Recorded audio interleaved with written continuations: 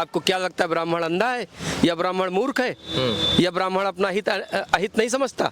सुल्तानपुर के ब्राह्मण इस बार लोकसभा 38 लोकसभा क्षेत्र में किसकी तरफ रुख करेंगे, आखिर ये अपने किसको अपना हितैषी समझ रहे हैं इस लोकसभा चुनाव में, ये समझने के लिए मैं आया हूं एक ब्राह्मण चेहरे के पास। नाम है वरुण मिश्रा। हाल ही में नगर पालिका का इन्होंने चुनाव लड़ा था और इतिहास में वो कर दिखाया था जो आज तक कांग्रेस की पार्टी रहते हुए नहीं कर पाई थी सुल्तानपुर में। यानी पहली बार ऐसा हुआ था जब इनके नेतृत्व में नगर पालिका का चुनाव हुआ तो उसमें इन्होंने दूसरा स्थान कांग्रेस को दिया था।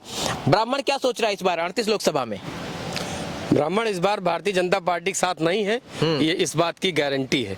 और मैं आपके माध्यम से ब्राह्मणों को ये कहना भी चाहता हूँ कि संभल जाओ ब्राह्मणों, तुम्हारी बर्बादियों के किस्से आसमानों में है, नहीं समझे तो मिट जाओगे, तुम्हारी दास्तान तक न होगी दास्तानों में। एक पार्टी के पीछे बंधुआ मजदूर बनकर वोट देने का परिणाम इस सुल्तानपुर की जनता ने देखा है।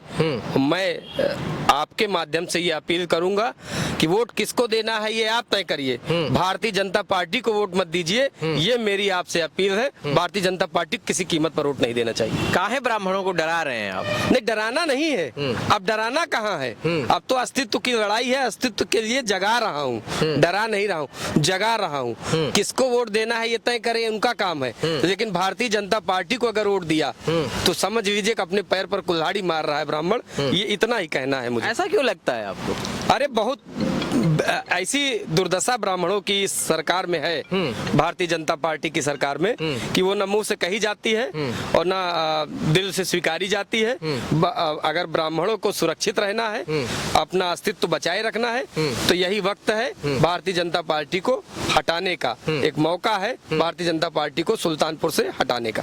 अभी ब्राह्मण डॉक्टर घनश्याम तिवारी हत्याकांड के दौरान बहुत सारे ब्राह्मणों ने एक मंच पर आकर के बिना कोई संगठन, बिना कोई पार्टी देखे खूब ललकारें लगाई थी। क्या लगता है इस बार चुनाव में वो ललकारें कुछ काम आएंगे या फिर सब ठंडे बस्ते में चला गया?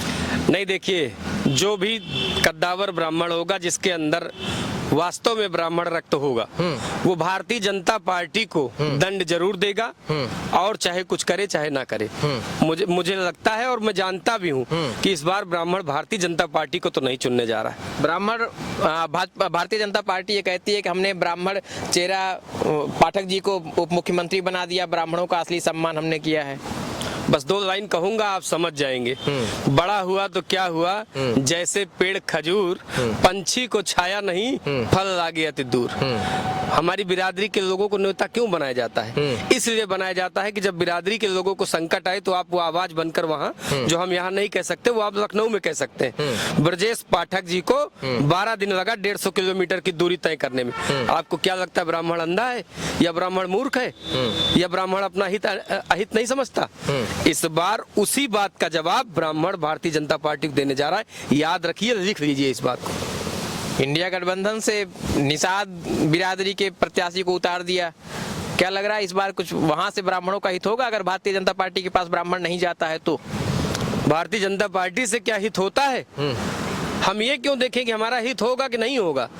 जिसने हमारा अहित किया पहले हमें उसको हटाना है। ब्राह्मणों को बताते हैं ना भारतीय जनता पार्टी वाले कि आपका राष्ट्र मजबूत हो रहा है। हाँ, ये बिल्कुल आपने एकदम ठीक बात कही है। राष्ट्रवाद के नाम पर ब्राह्मणों को छलने का सिलसिला बहुत दिन से चल रहा है।